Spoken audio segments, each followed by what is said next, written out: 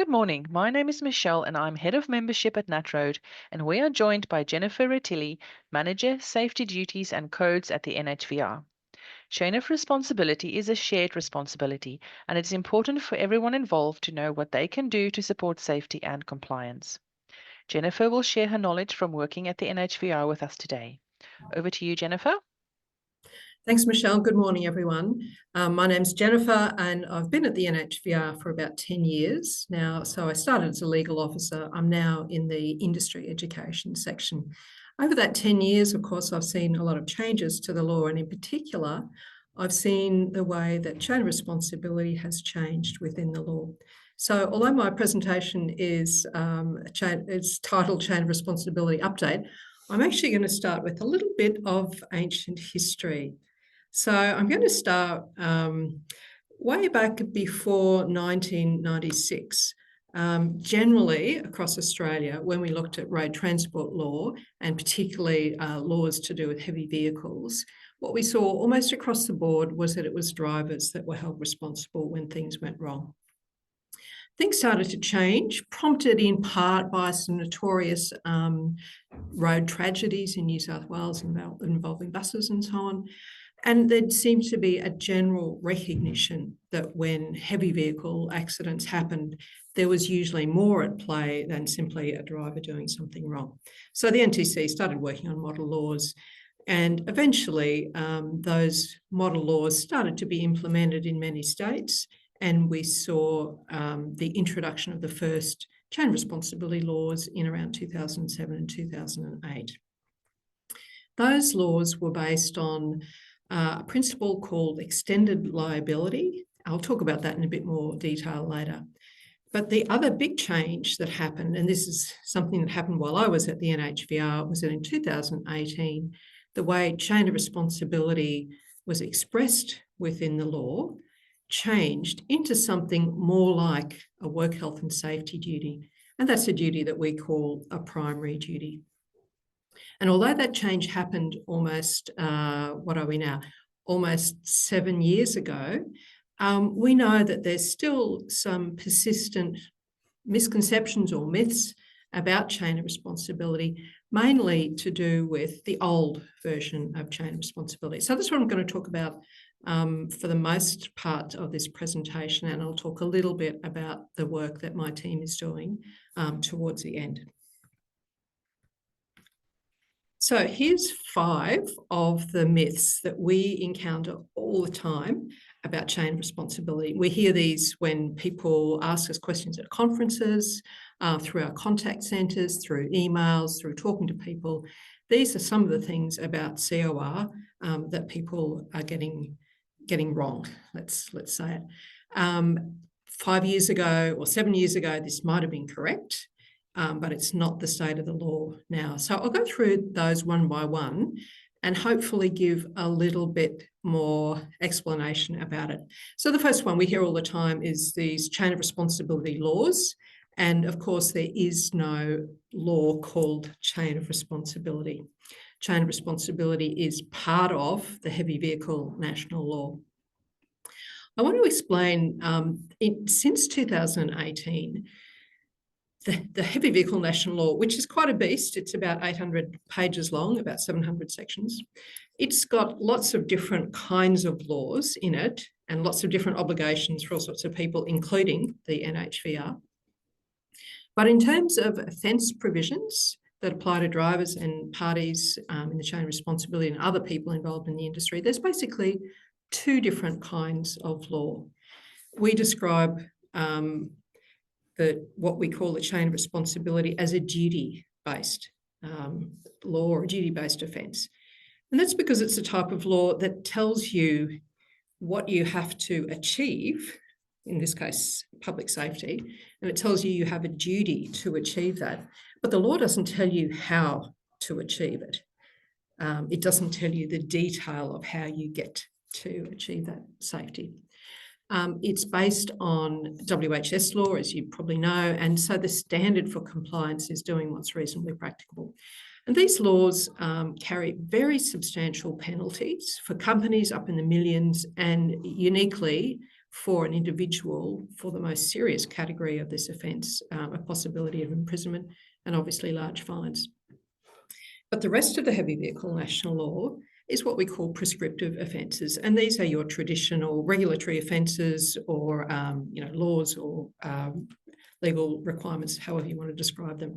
And these are the familiar provisions which tell you in detail what you should or shouldn't do. They're usually expressed in terms of things that it's easy to measure, for example, metres or tonnes or hours or minutes. And those offences make up the large part of the heavy vehicle national law. They've got much lower penalties. Those penalties I've shown there are maximum penalties. When people receive an infringement, it's generally 10% of that maximum at most. And they're the sort of offences that you might be familiar with, to do with, mass dimension loading, breach of fatigue, not carrying documents, being off route, and so on. So 2 different kinds of law within the heavy vehicle national law. And when we talk about chain of responsibility, we're talking about 2 provisions. So those 2 duty provisions, the duty that applies to a party in the chain of responsibility, and the duty of an executive of a business that's a party in the chain of responsibility. The rest of the law, about another 300 offences, are those prescriptive offences. And of those, about 80 of those offences are mainly driver offences.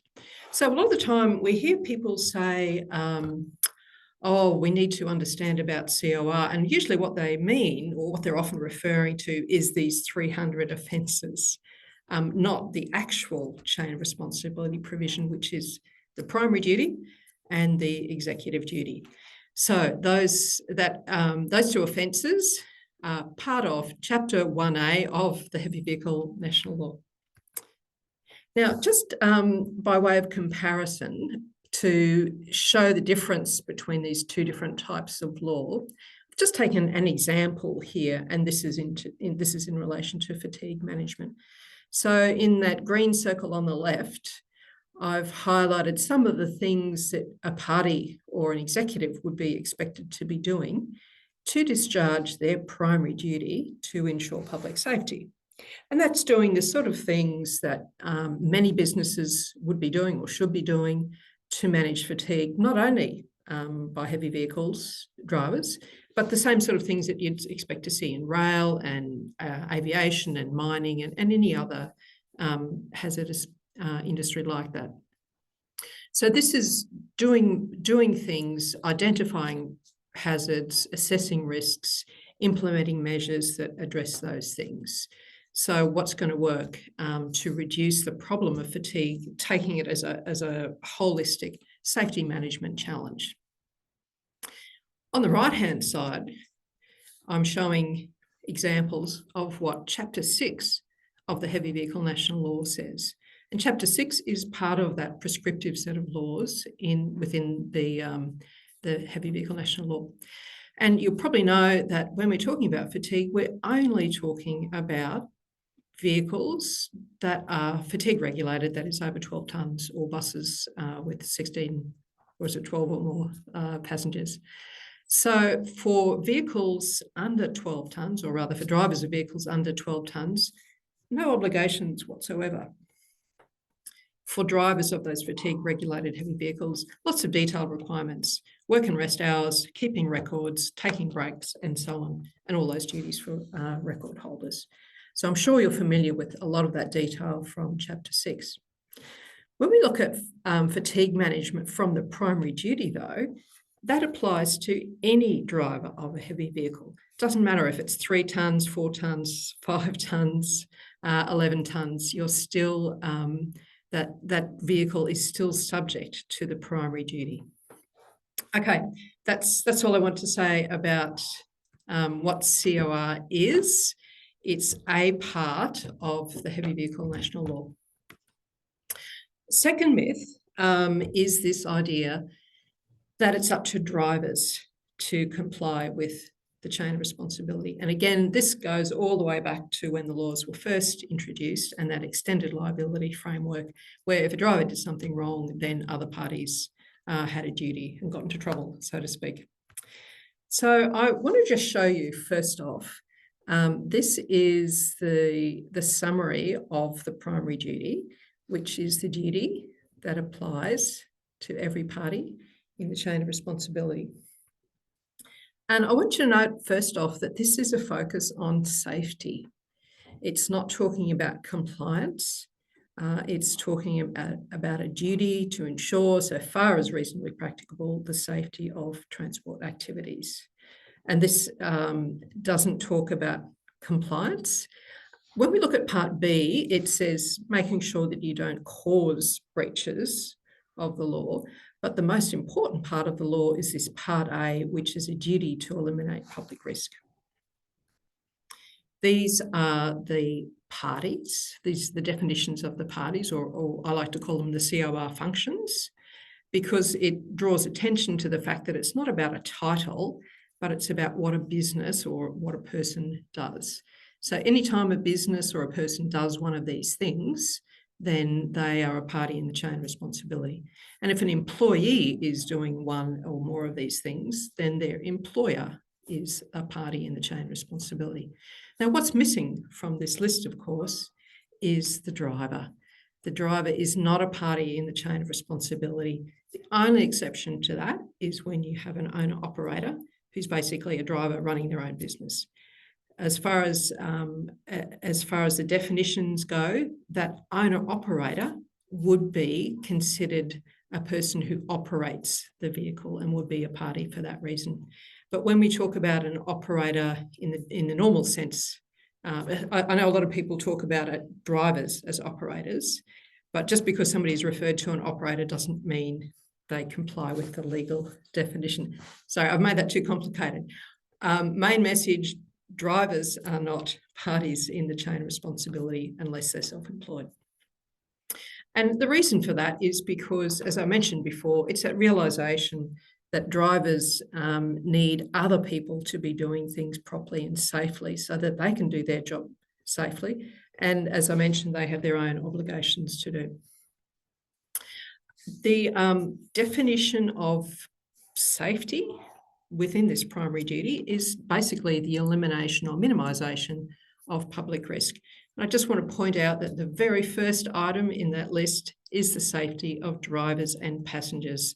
So really just emphasising that this duty is there to protect drivers as well as other road users. The definition of public safety is broad. It also covers property, damage to road infrastructure and harm to the environment. But its main focus, and the main focus of the NHVR, of course, is on that road safety element of it. Just by way of comparison, the primary duty in the Heavy Vehicle National Law can be compared with the similar duty in Work Health Safety or OHS legislation. The difference between the two is that under WHS law, the duty holder is the person conducting the business or undertaking. Usually that's a person who is, or a business or an entity that owns or leases and manages premises, and their obligation is largely, not entirely, but largely to do with what happens within that business. So they have a substantial degree of knowledge and oversight and control of what's happening within that business. Under the Heavy Vehicle National Law, though, the primary duty is about the safety of the party's transport activities in relation to a heavy vehicle. And this is where I think it becomes challenging to conceptualise and also challenging to do, because it means that a business has to be thinking about the consequences of its actions or inactions on a vehicle that might be 500 kilometres away, it might be 6 hours away, it might not arrive till next week, or it might be a container that's going to land somewhere in a month's time. So it's a duty to make sure that what your business does or doesn't do has consequences that are still safe. So a little bit removed from that, or a little bit different or a bit more challenging from that WHS obligation. But again, the main point about this primary duty is that it's a focus on safety, looking at public safety, not compliance. And the other similarity between those two laws, of course, is that there is this separate duty called a duty or an executive duty to exercise due diligence. And the executive's duty is to exercise due diligence to make sure that the business complies with its primary duty. So that emphasis is being placed fairly and squarely on the top down of the organisation. So to summarise, drivers are not responsible for COR. Drivers have their own obligations. It's up to the COR parties to ensure public safety, and that includes making sure that the driver is kept safe. Next myth is this idea that chain of responsibility is about working out who's responsible. This idea that it's sort of a chain of liability, that you pass it on and it sort of tag you're it. And we often sort of hear about liability being passed up and down the chain, or ideas like that. I think of that as the hot potato myth, this idea that you can pass legal responsibility around. It doesn't work like that. The law creates a duty and it stays with the party. It doesn't sort of stop and start because a vehicle arrived somewhere or somebody signed a piece of paper. That duty is a continuing duty that applies to the business and its transport activities. And it's also, chain responsibility is also not a way to divide responsibility. This idea that, well, because there's 3 different businesses involved, each of them only has a third of the duty. So I want to just make that one really clear. It's not about that. The third sort of, myth or sub-myth about COR, I'll talk about a little bit more later on, but it's this idea that COR is all about different parties having different rules. So we'll come to that. The law has some provisions that state very clearly, and Michelle alluded to this at the beginning, that the primary duty is a shared responsibility. And this makes sense when you think about it. When you think about the origin of this duty, it's that recognition that it's the actions or the influence or the training or the absence of training of many different businesses around the vehicle or around the driver, and it's their actions that result in the consequences. So that duty has to be shared between all of the parties. Now, there's also some principles there that sort of talk about the level and nature of each party's duty, and it takes into account what each different business can do, what they can control, what's their capacity, and so on. And it also makes clear that the duty can't be transferred to another business. You can't sign a piece of paper or contract and transfer your duty to another. So COR is not about working out who is responsible. The correct question is, what can we do? What should we be doing in our business to ensure safety? How can we work together with other businesses so that we build piece by piece to create a safety system or a safety network? Next myth, and I think I mentioned before that this was correct. This was a correct statement of the law before 1st of October 2018. And this is the idea that my business will be charged if a driver breaches the heavy vehicle national law. That's the way the law used to work. If a driver was in breach of mass, dimension, loading, or speeding or fatigue provisions, then the other parties could be charged. They weren't always automatically charged, but they could be charged, and the onus would then fall upon them to raise a defence that was called the reasonable steps defence. That legal system wasn't very popular. Among other things, it goes against basic legal principles, which are that people are innocent until proven guilty, and that it's up to the prosecution to bring all the evidence to prove a charge, rather than requiring a person to prove that they are innocent. But anyway, that's one of the reasons, I think, why there was lobbying and agitation and representations for the law to be changed, and to be changed to the current version. However, people do still think that that's the way chain of responsibility works. I know this because I hear this all the time. I see businesses' COR policies, I see contracts, I see practices and my colleagues, we all see this all the time. And businesses are scared that they will be held responsible, and therefore they do things that are sometimes unsafe.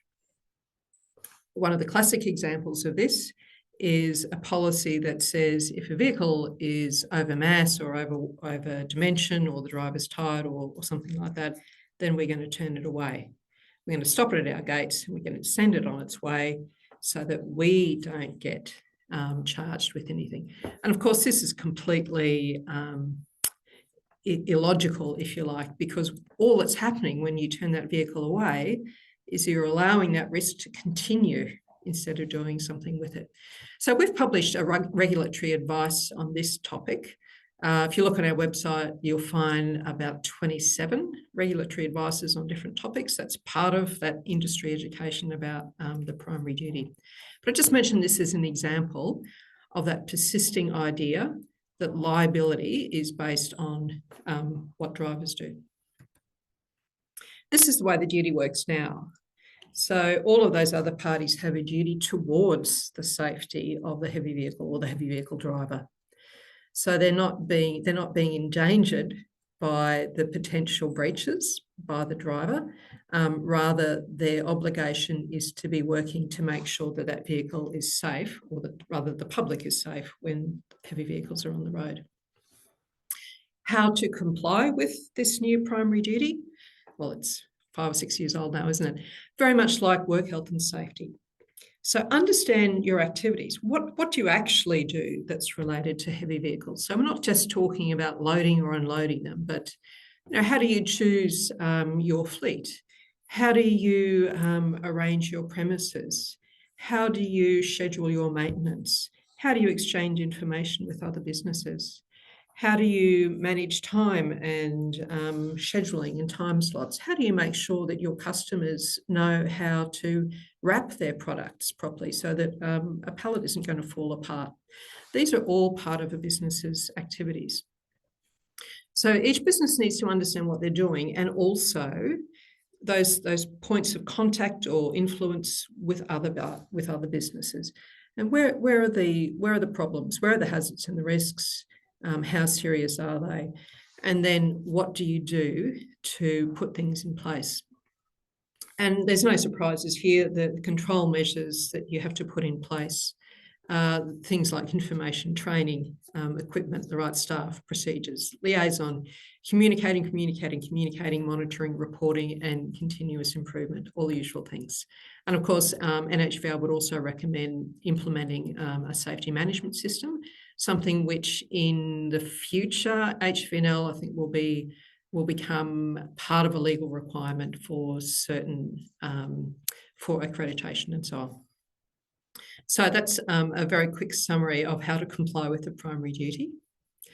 But just to summarise, back to our original myth, your business won't be charged because a driver's done something wrong, but your business could be charged if it's not being proactive about public safety. Now, this is that myth I mentioned a little bit earlier. It's that myth that different parties have different duties.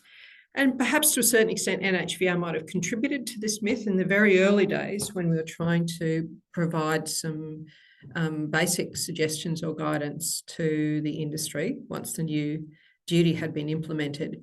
We did sort of identify things that consigners can do, or things that loading managers can do, and so on.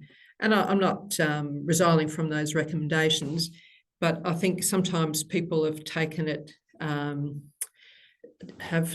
from that the idea that those are actual legal requirements rather than just examples of things that can happen. So this is the way, and I'm taking an example here from a container seminar we did a little while ago with CTAA. So this is the way I think that people think the COR parties work, or would like to think that they work, that there's this sort of one-to-one ratio, that if I'm such and such a business, then I'm this party, and somebody else is that, another type of business is that party. But when you actually apply the legal definitions that we sort of skimmed through earlier on, we usually see that it's more like this.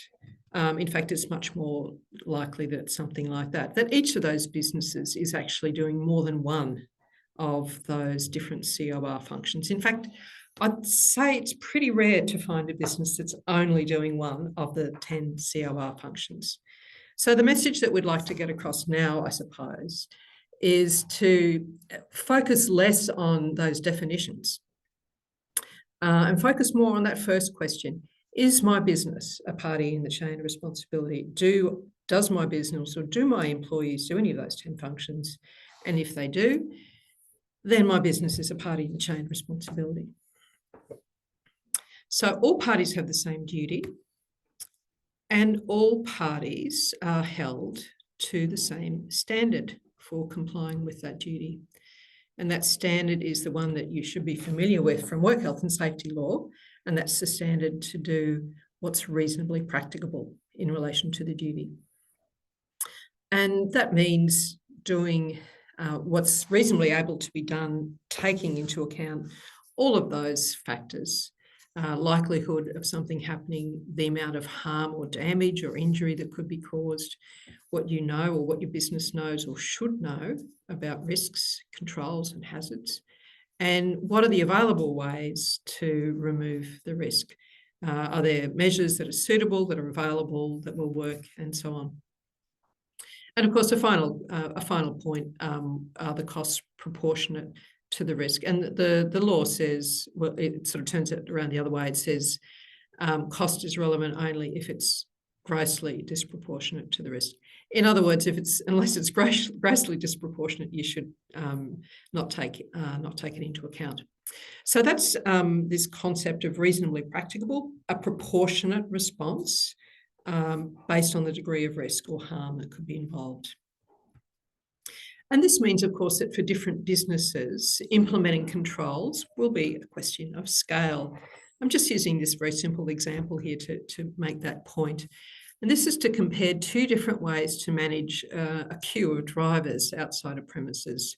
You might have your U-Butte subscription software that costs us, I don't know, a substantial amount of money. Or you might use those little pages you use when you get your pizzas. And either of those systems can achieve the same outcome.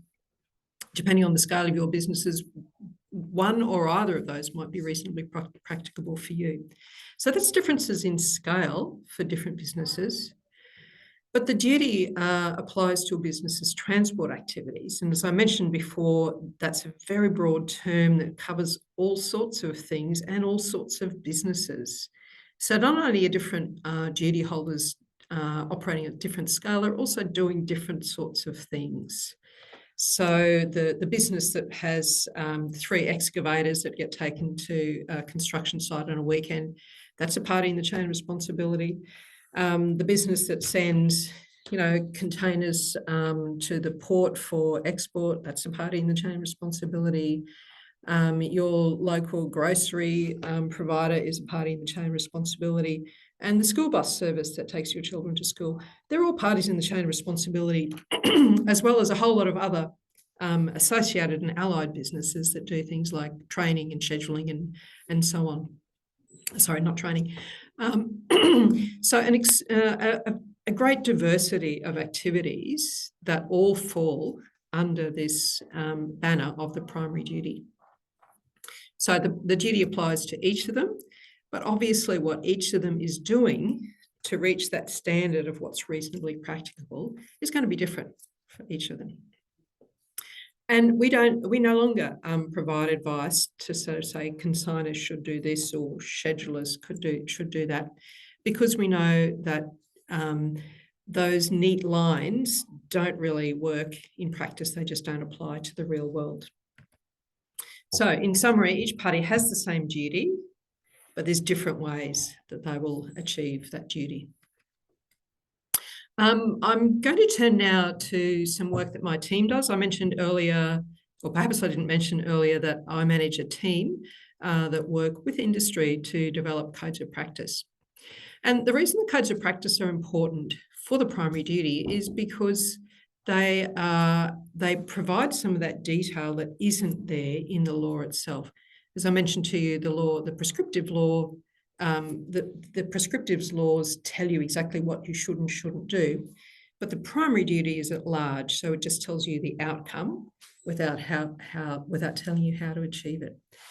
Our codes of practice start to fill in some of those gaps.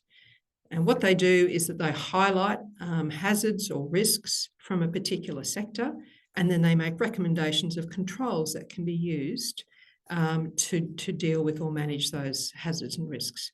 We've registered 6 so far, all of them in consultation with industry, with people from industry with experience and expertise. And we're currently working on a review of the Master Code of Practice. This is a code that was developed by the ATA and the ALC, and it was registered around the time that the primary duty commenced. It's a very good and very thorough code. It's a great start. At the time the code was written, the law was new, and I suppose the industry and the regulator didn't really understand perhaps the full implications of that new duty. So the way the first code was written, it was very much aligned with that earlier version of COR. So it's very much focused on compliance or ensuring compliance or preventing non-compliance by drivers. So it's got that focus on mass dimension, load restraint, speeding, etc. And it's extremely freight-centric. That is, it's almost entirely written for the long-haul freight sector. It's extremely prescriptive about what each COR party does. As I mentioned before, schedulers must do this, consigners must do that, loading managers must do that, and so on. We have heard feedback that for some businesses it was difficult to use because a business wouldn't know, for example, that they were a scheduler rather than an operator, or more to the point, because as I mentioned earlier, most businesses would be a scheduler and an operator, and perhaps a consigner, and some days an unloader, and so on. And the layout of the code also had a fair bit of repetition in it. So some of the things that we're trying to achieve with the new version is a better alignment with the primary duty, an emphasis on safety rather than compliance, trying to make it relevant to more of the different sectors across the industry. And we're identifying controls not to do with particular legal definitions, but identifying controls that can help manage safety in association with different activities. So controls that can be implemented at the time when vehicles are procured, or when people are trained, or when contracts are made, or when information is exchanged. And trying to sort of break down what's a very complex network of actions and communications to make it easier to use and to reduce repetition. That's all from me for today. Thanks very much for your attention. This last slide, I'm just noting a couple of NHVR resources that might be helpful to you, including links to chain of responsibility, codes of practice, regulatory advice, our contact centre, and our heavy vehicle confidential reporting line, where people can report safety issues or problems that they're having in a workplace. And if you have any questions or comments, please get in touch. You can email my team at codes@nhvr.gov.au or at cor@nhvr.gov.au. Thanks again. Good morning. Thank you, Jennifer, for sharing this information with us. If you're a NatRoad member and need support, please contact us on 1-800-272-144, in addition to the information that Jennifer just shared. And if you're not yet a NatRoad member, give us a call to join, or you can join online at natroad.com.au. Thank you for watching.